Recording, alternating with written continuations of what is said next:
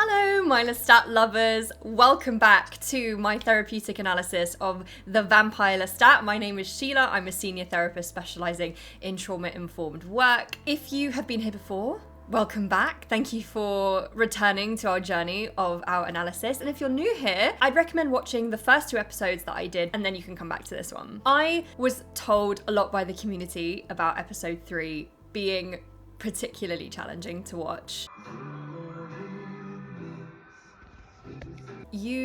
You did not lie. You did not lie. I ended up watching the episode 3 times to really submerge myself into the themes and also all of the feelings and emotions that it brought up for myself. With any episode of my analysis, I will give the usual disclaimer that we are going to be talking about distressing themes today. So if you find yourself overwhelmed by any of today's discussion, please seek support from a trusted individual and seek help from your local mental health support services in your area. Lestat makes a comment at the beginning of the episode. It's a bit of a throwaway one. Transformational trauma. We spoke about it before actually in episode 1, but I believe that this throwaway comment serves as an encapsulation for what is to come for episode 3. A focus on how trauma can deconstruct your very self, the framework you carry of who you are, of your value, and how you connect and fit into the world around you. When we first see our Lestat in episode 3, he is sitting across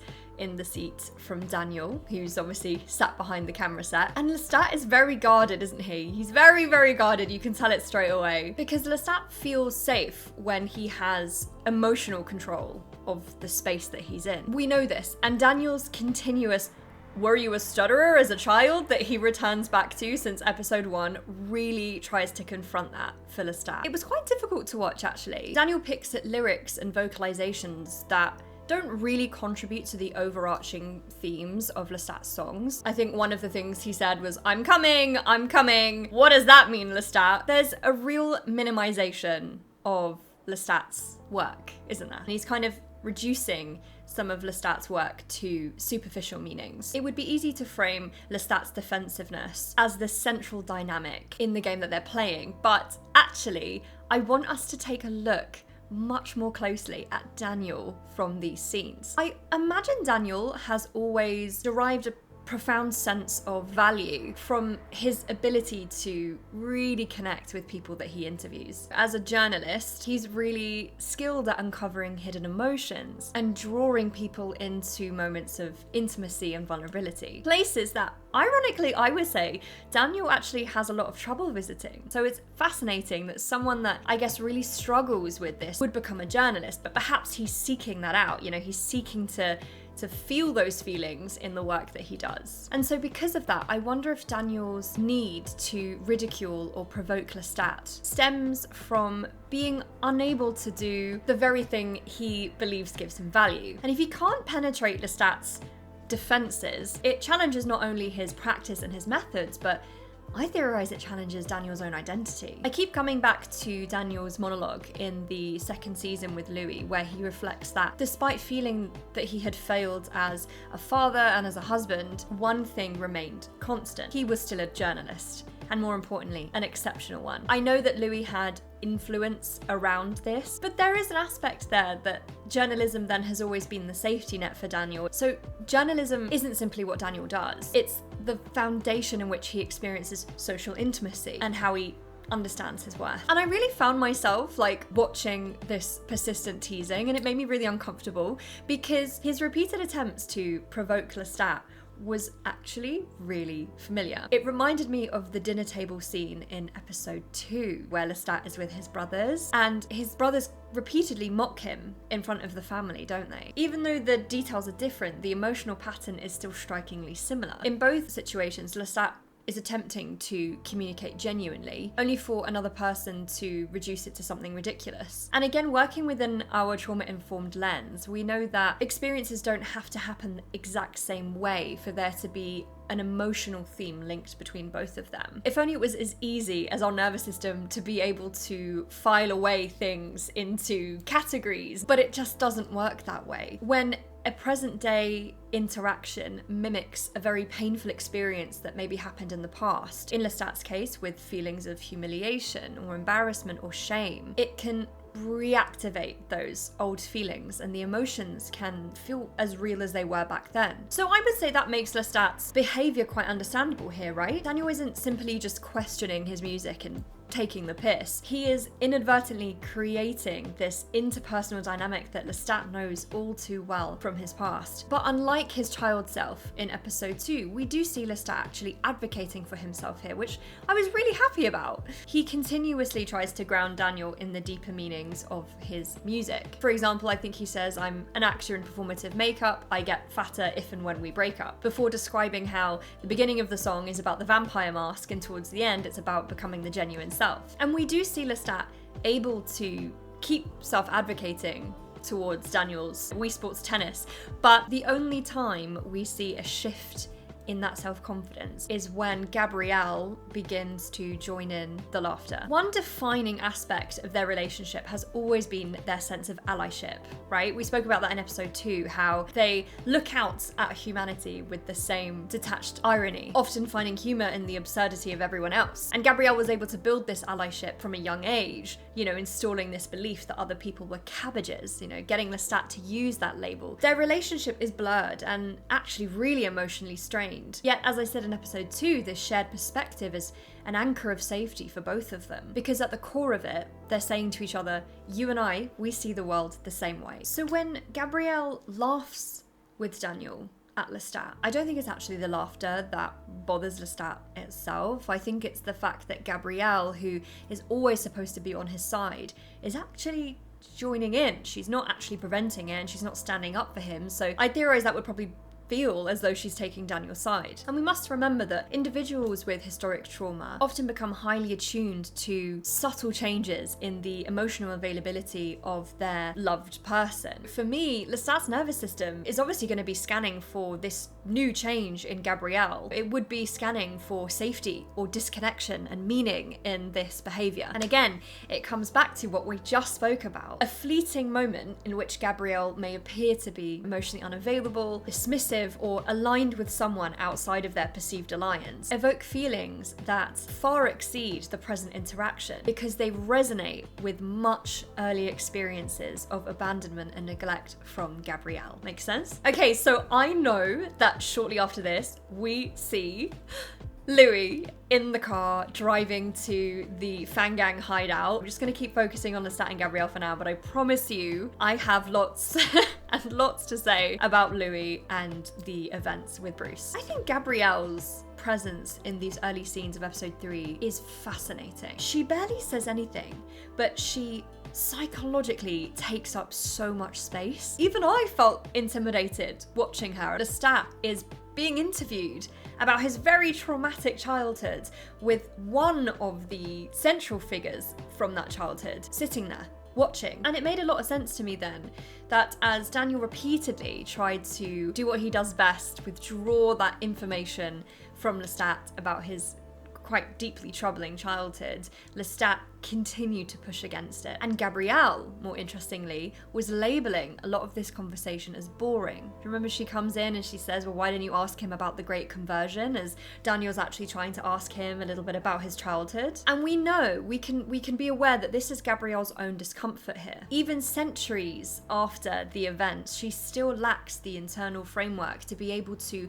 tolerate the discomfort of seeing Lestat in distress. And I think Lestat is actually really emotionally in tuned. I think personally, in my opinion, when you have experienced interpersonal trauma or childhood trauma, there is a depth there to be able to really understand and empathize and read other people quite well, because I feel he intentionally redirects the conversation. He recalls a childhood memory of Gabrielle taking him at just 9 years old to witness 2 women burned at the stake. What immediately stands out to me is his extraordinary ability to remember every detail about what he saw. From, again, a trauma-informed perspective, I feel like this is entirely believable. I spoke about it in episode 2, how traumatic memories are encoded differently from ordinary autobiographical memories, becoming saturated with vivid sensory and emotional detail. I've seen it with clients that have experienced traumatic events. They are often able to retain very detailed fragments of the memory, even if it happened a long time ago. He doesn't simply recall witnessing their unfortunate execution, he remembers them their names, their faces, and this feels really significant. He's carrying this psychological imprint of these two women whose humanity remained in his mind long after they had been branded as witches. When I returned to the Vampire Lestat novel, I was struck by how often these women appear in his inner reflections. At one point he writes, "I couldn't bear to think of the witch's place. The thought of those who died like that, without ever understanding anything." It's a heartbreaking observation, really, because it reveals a deeper layer to this memory and probably why he brought it up to Daniel. The girls had died without meaning, according to Lestat, without ever understanding why this was happening to them. And speaking from a personal lived experience here with trauma, sometimes there is a really difficult part of the healing journey where you're trying to attempt to find meaning for what happened to you and why it did. There must be some purpose for this. Why else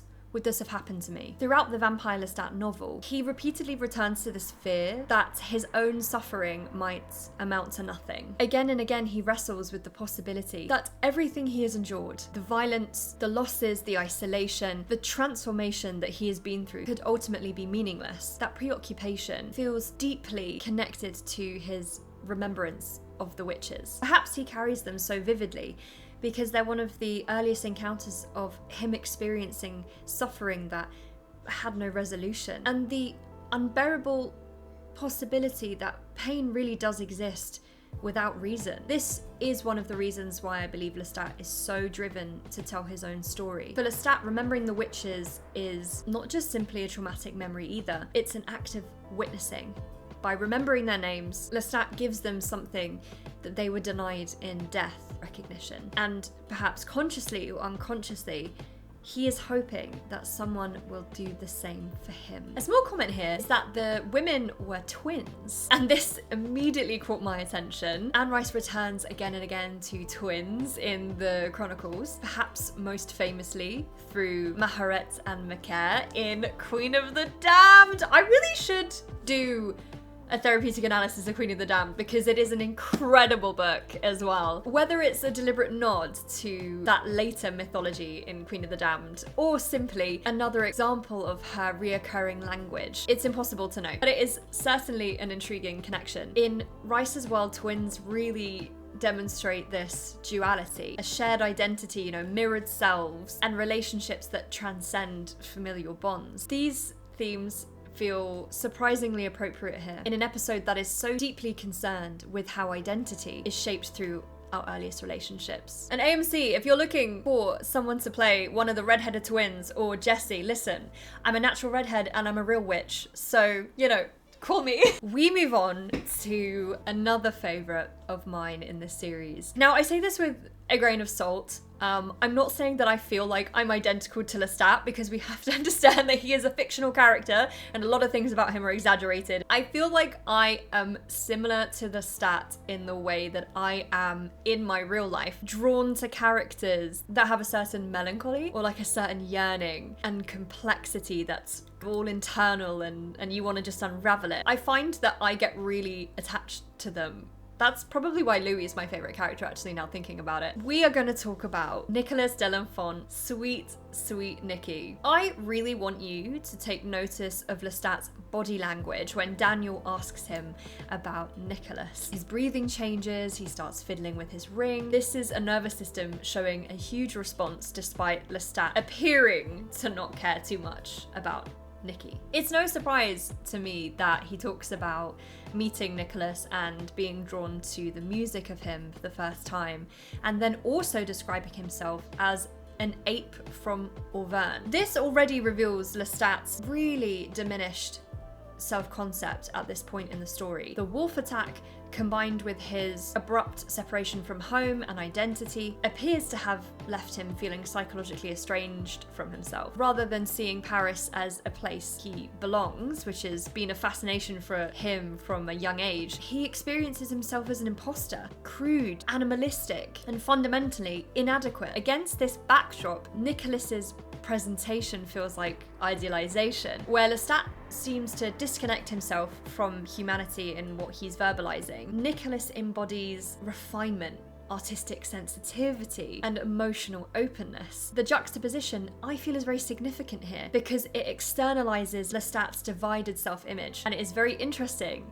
that Lestat was able to project these desirable traits onto Nicholas. And despite Lestat feeling very different and actually kind of talking us through how separated he felt from Nicki, they really meet each other with equalness, I feel. They obviously both share this desire of beginning a new life in Paris that's meaningful to them, but also they're both trying to find this meaning and purpose behind the suffering that they've gone through and go beyond it. And I actually would theorize that this is some of the chemistry that we see between Lestat and Nicki, kinship that really draws them together as allies against their suffering. And gosh, again, we come back to this emotional intelligence that Lestat really has. I actually felt a twang of pain, discomfort in my own belly when Nicki asked Lestat, you know, what did my father say when you saw him? And we see that familiar act of validation that Lestat is really able to read because he knows exactly what that is like. I think he said something like, oh, he said he loves you, he told me to tell you he loves you and that he's proud of you. I imagine it was Lestat recognizing this need for validation that Nicki was showing. It was a way in which Lestat maybe was trying to,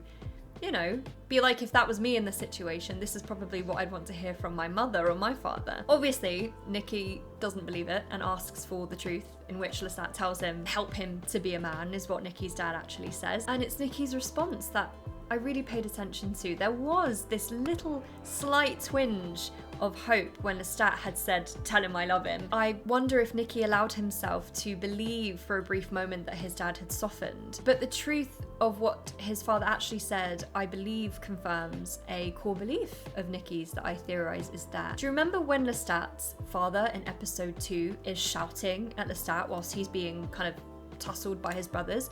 And he says, you will have sons and they will shame you, or something like that. Isn't that so similar to Nicki's father saying, help him to be a man? There is a real aspect of shame from both of those fathers, both of those experiences that Lestat and Nicki carry. For both of them, they have core beliefs that the self that they present to the world is not good enough. And so perhaps for the first time, Lestat and Nicki are sitting with someone who understands how their inner worlds have been shaped by similar experiences. And this memory is so painful for Lestat. Just like his mother, we can observe that when Lestat gets too close to opening that box, he moves back to the safety of performance. His rushing through this bit, well, you know what happens next, tortured and forbidden lovers, bipolar boyfriend, blah, blah, blah. It's just because it's too much. What I love here is Daniel's skill to pick on Lestat saying, well, he was a first love, not a great love. Daniel actually challenges that. He says, then why did you carry his music box with you? If you are an avid fan, you will remember that in throes of increasing wonder in episode 1, the pilot, when Lestat invites Louis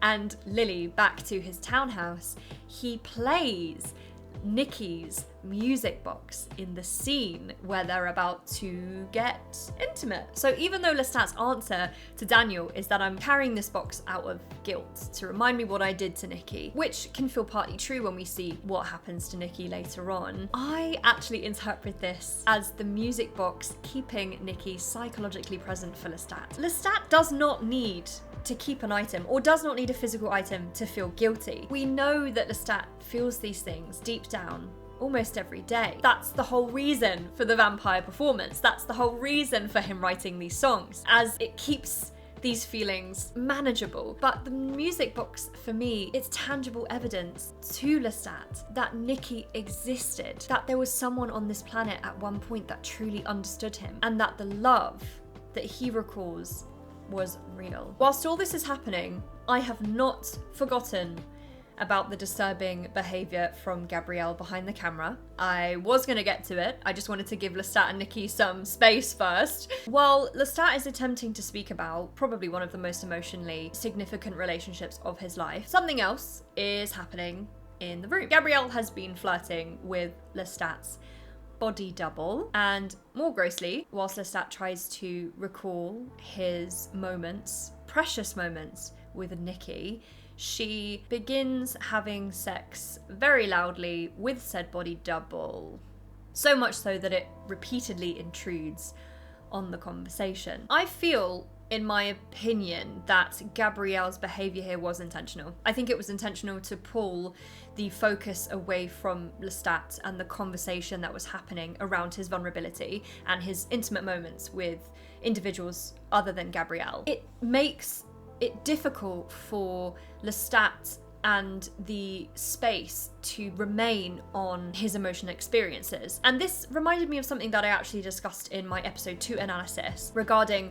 what I theorize as narcissistic traits in Gabrielle. If you haven't seen episode 2, please go and watch that. Whether Gabrielle intends it or not, this almost is irrelevant to me. What matters is that we return through our trauma-informed lens. We have to highlight, what does this experience create or do for Lestat? His vulnerability never gets to stand on its own with Gabrielle around. It repeatedly has to compete for space, doesn't it? And it reminds me when he's on stage and even he wants to have the space, the solo space for his violin piece, and then he was having to compete for space with that, with Larry and the guitar. There is this aspect of Lestat never really being able to have his own vulnerability without it needing to compete for someone or something else. And it makes sense then that he is so obsessed with the spotlight feeling like a safe space for him. Interestingly, Gabrielle returns to the room precisely at the moment where Daniel begins to ask Lestat about Magnus and whether he had consented to becoming a vampire. And isn't it interesting that Gabrielle walks through the door at this very moment? I find this, maybe intentionally by the writers, as deeply symbolic. As one figure from Lestat's transformational trauma from his mortal life physically re-enters the room, another for his immortal life enters the conversation. The episode places these figures side by side, and I think it invites us to consider how these relationships might intersect with his internal world. Now, if you've read The Vampire Lestat, you know how deeply traumatic Lestat's transformation was from Magnus. It was a really hard read, to be honest. Lestat is stalked for, I think, weeks when he is performing as Lelio in the theatre. He's then abducted from his room and brought to a tower, kept there among corpses of individuals who looked like him before being turned into a vampire against his consent. Because I remember Magnus actually asks him, "Ask for it, child." He says, "Ask for it and I'll give it to you." And Lestat never does. Like in the book, Lestat constantly says no and Magnus turns him anyway. Daniel reminds Lestat of the account he gave to Claudia and Louis in season 1, where he actually talks about this. Yet this time Lestat seems determined to change the perception of what happened. Rather than acknowledging the abuse, he begins to apparently try to make sense of Magnus's behaviour. I think he even jokes at one point, well, if I saw the performances that I did of myself, I probably would have abandoned all decorum too. And I have to admit that the therapist in me wanted to scream, because what I hear is a survivor trying to make an unbearable experience feel psychologically understandable by shifting responsibility of what happened to him to himself. Judith Herman, a psychiatrist known for her work with complex trauma, theorized that survivors of interpersonal trauma often attempt to create meaning from experiences that were fundamentally senseless. Rather than remaining with the reality of what was done to them, they may begin to try to explain the perpetrator's behaviour in a way that restores some psychological coherence. This is kind of what I was saying earlier, right? And survivors trying to be like, well, there must be a reason why this happened. Did I do something? By saying that he understood Magnus, by saying that he too would have lost his decorum, Lestat is trying to reorganise the events to feel more psychologically survivable. What makes this even more poignant is Lestat enters this relationship already carrying years of shame. We briefly spoke about Bowlby's attachment theory in episode 2, and this reminds us that repeated experiences with our caregivers or our parents become internal working models of the self and for future relationships. Lestat has been told his whole life, or spent his whole childhood believing, that there is something fundamentally wrong with him. Through that lens, Magnus's abuse risks becoming not seen as an act of violence committed against him, but somehow to Lestat it might become something that makes sense because of who Lestat believes himself to be. Almost as if he already felt like he deserved the difficulties and the suffering he was experiencing. So when more suffering happens, it kind of aligns with this inner feeling for him. Jeffrey Young, for example, is another psychologist that might describe this as something called a shame schema. The expectation that something is fundamentally flawed about the self. When that belief is already present, it becomes tragically easy to ask, what was it about me that made this happen? It is not surprising to me that then Lestat demonstrates this like stalking and violence and abuse from Magnus in this like High School Musical production. I think that is a total defense mechanism. And so we return back to Nicki, who we see tragically unraveling following the kidnap of Armand and his coven. I was surprised to see how little of the development of Lestat and Nicki's relationship they showed in the show. There is so much richness and evolution between Nicki and Lestat and their inner workings in the book. But perhaps the stark kind of cut and contrast to what happens with Nicki's mental health and the shocking deterioration of their relationship is part of the point. One aspect of the book I think is important context for Lestat's bipolar boyfriend comment is that Nicki spoke of a darkness that he had within him. He often described Lestat as his light to help him live with this darkness. And when Lestat actually transforms Nicki into a vampire, Lestat comments on finally getting to see and feel this darkness that was within Nicki. And I wanted to say, yes, I understand now. I understand how terrible, how unbearable this darkness I didn't know, couldn't know. I suppose what we could interpret here is that Nicki did have pre-existing mental health difficulties, and maybe this is something that Gabrielle picked up because she really warns Lestat away from giving Nicki the dark gift. In the show, I have to give my own commentary that I just felt Gabrielle's presentation of this lacked a little bit, because in the book there is a real depth of Gabrielle acknowledging this darkness in Nicki, almost from a sense of understanding it. But Nicki's line of, you know, I just want you to love me enough to give it to me. Oh my god! Just like Lestat, Nicki wants to feel belonged to. He wants to feel chosen. And for the first time at this like crossroads of first giving the dark gift to Gabrielle and now being able to give the dark gift to Nicki, he must feel as though he has the power and ability to ensure the people he loves will never leave him. He can keep them for eternity. In the book, he says, "Now, my love, now's the moment. I can swallow the life that beats from your heart and send you into the oblivion in which nothing may ever be understood or forgiven, or I can bring you to me." Remember that fear that we spoke about earlier with the Lestat, with the witches, you know, someone dying without purpose, without meaning? Are the dots connecting now? But it does raise an important question for me, which I have yet to answer, and I'd really like to know if any of you guys have any thoughts on this. Why does the dark gift seem to impact Nicki so differently? Lestat and Gabrielle both carry similar experiences of trauma, and yet they adapted to vampirism in a way that Nicki could not. My own formulation is that trauma alone doesn't determine how someone responds to overwhelming experiences. What often matters is the underlying organization of the self before the trauma occurs. Nicki appears to arrive with a fragile sense of self, profound despair, and a darkness that he's struggled to articulate for a number of years. If the dark gift truly amplifies what already exists, as the novels repeatedly suggest, then it may not have created Nicki's suffering at all. It may have simply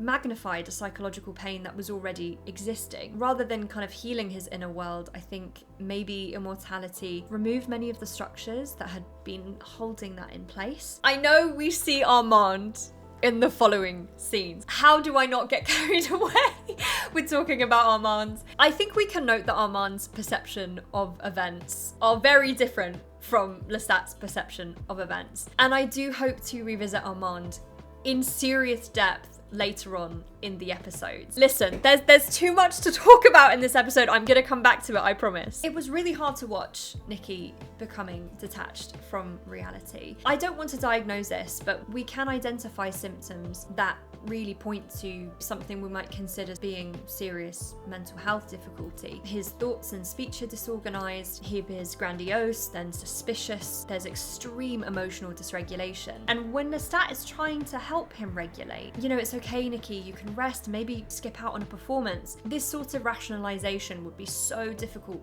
for Nicholas in this state to to attune to. Unlike the novel where Armand is responsible for severing Nicki's hands, the show actually has him do it himself. And whilst the violence is shocking and heartbreaking, it was actually Lestat's reaction that made me cry. He begs Nicki to stop. He sounded like a child. It really felt like this was Lestat's inner child who was frightened and scared. And there's theorists like Jeffrey Young who describe the vulnerable child as the part of us that still carries fear, grief, and helplessness from our childhood experiences. And under overwhelming stress, these younger emotional states can become activated. And so in the moment, we're not actually responding as our adult self, we're responding as this child self. And I feel like we really see that in Lestat when he's just standing there and he's like, please, Nicki, and it's just this rawness that comes from him, this pure fear. It was heartbreaking. It was heartbreaking that Lestat felt that he had no other choice to pass the dark gift to Nicki. It was heartbreaking that Nicki didn't take to the gift. And it was heartbreaking that when Lestat begged for help, Gabrielle and Armand did nothing. In fact, Gabrielle abandoned him again, apparently. She went to coffin, right? And Lestat was left to watch the love of his life burn in a fire. His description, which is vivid and detailed of the memory, is definitely traumatic in nature. But despite Nicki's supposed darkness and heartbreaking end, it made me emotional that Lestat's last memory of Nicki was him in front of the fireplace with the golden light reflecting on his face. I feel like this is where we really do a full circle, coming back to my original point of this episode focusing on the tributaries of transformational trauma. Although speaking about Nicki's death seems unrelated to Magnus, the box of trauma is reactive, and once you pick one out, there will probably be another one tangled within it. After receiving the dark gift, Nicki had almost transformed into a version of Nicki that was unrecognizable to Lestat. And perhaps this perceived shattering of the love of the person he once loved brings him back to the shattering and transformation of himself by Magnus and all that was destroyed for him the night in that tower. Woo! I need a drink before we get to this bit. We get to the most physically difficult part of the episode for me personally. As we cut back to Louis, who has finally got Bruce right where he wants him. He begins reading Claudia's ripped diary pages from season 1 and 2 that we never knew what was in those pages. And the pages account in detail of how she had survived Bruce. And at the same time as Louis reading these out, we see the actual reality of what Magnus did to Lestat in the tower. The narratives unfold side by side. And make no mistake, this is entirely on purpose. Up until this point, Lestat has actually minimized his experience of transformation. He's laughed, he's intellectualized, and he's attempted to even bargain and understand Magnus's perspective. But as Claudia's words fill the space, they inadvertently narrate exactly what Magnus did to Lestat. As the flashbacks unfold and as we learn about what Bruce did to Claudia, the similarities are impossible to ignore. Both Magnus and Bruce are highlighted through visual and verbal explanations that they are men who have exploited vulnerability, stripped away agency, and defiled consent. Claudia's own description of Bruce reframes Magnus as what he always was, the perpetrator of abuse. One line actually really stuck out to me, where Lestat says, well, he screamed, "You got your song." There are so many questions that I have. Are the songs some sort of offering? A metaphysical or metaphorical desire to repel his pain back to the person, or a sacrifice to appease the presence of the trauma? Does Lestat believe by writing a song for Magnus that it might be enough to make him leave? Of course, we know that trauma doesn't work like that. You can process trauma and perhaps deal with it in healthier ways, but you do carry it with you. And it makes me emotional to think about Claudia and that she had carried that experience with her for so long. It adds so much context to her drive to search for more vampires, for better vampires, to belong to Louis, to the Paris Coven, even to Lestat. And her line, I think she says, "I hope one day he feels like this, small and cornered and crushed like a can," as we visually see Magnus physically overpowering Lestat, biting him without consent. My theory is that Lestat was absolutely able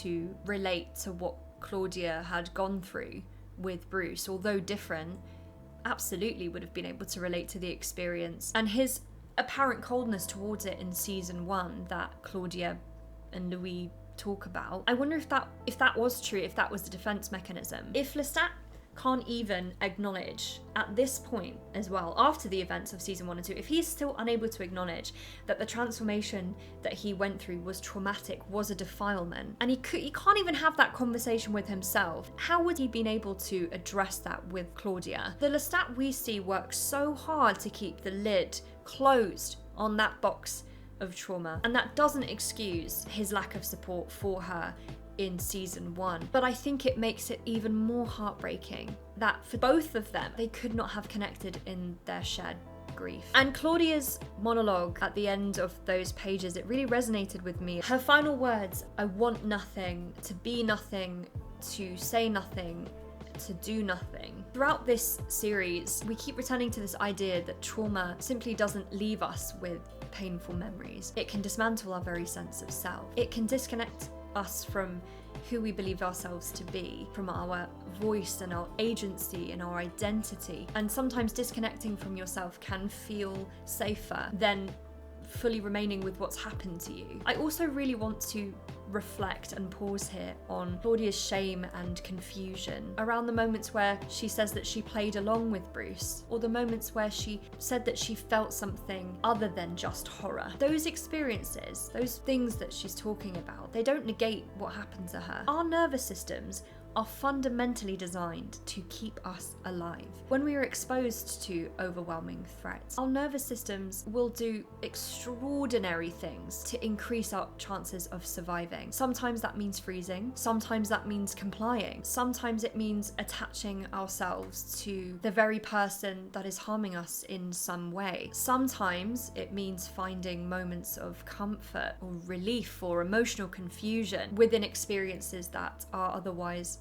horrific. These are not signs that someone wants what is happening. They are signs that the human nervous system was doing exactly what it was made to do, and that is to survive. I think it's one of the most compassionate truths trauma psychology offers us. So if you recognized yourself in Claudia's words, I hope you also hear this. Shame belongs to the perpetrator, not the survivor. The adaptations that helped you survive were never evidence of consent. They were evidence that your mind and your body were fighting in every way they knew how to keep you alive. The episode closes with one final reflection from Lestat. He tells Daniel that getting on stage performing makes him both worse and better. And I don't think that there is a more accurate way of describing trauma work than that. Returning to painful memories hurts. It can leave us feeling as though we're opening wounds that we've worked so hard to bury to survive. But when memories are approached safely and given language, they can also begin to lose some of that power over us. We can't change the past, but we can gradually change our relationship to it. As Lestat sings about loneliness, Magnus appears once more in the crowd. The trauma is still there, but it's learning that whoever it is, Magnus, someone else,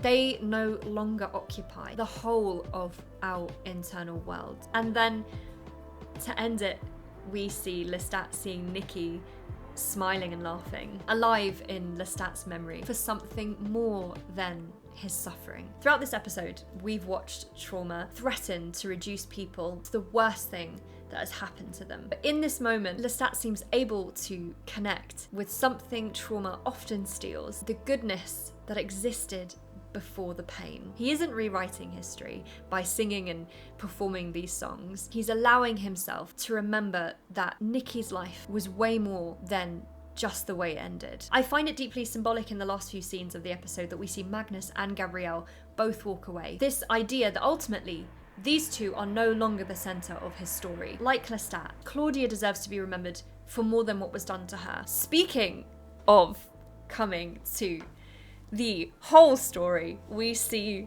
Armand at the end of the episode in AA. I'm very excited for that. I'm very excited. I told you before, guys.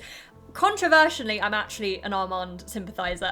So We'll get to it, I'm sure, in the next episodes. When I think back to the very beginning, when I was referring to Lestat's throwaway comment about transformational trauma, if trauma can transform us, then perhaps healing can too. Not by returning to who we were before, but by helping us build something new. An identity that can hold grief without being defined by it, that can remember pain without losing sight of healthy love, and an identity that has more depth and a fuller story than just being minimized to the worst thing that ever happened. Perhaps that's what Lestat is trying to do through his music. Not erase what transformed him, but slowly choose what transforms him next. Thank you for watching today's episode. I really hope you enjoyed. If you want to continue along with the analysis, please like and subscribe, and I will see you back for episode 4.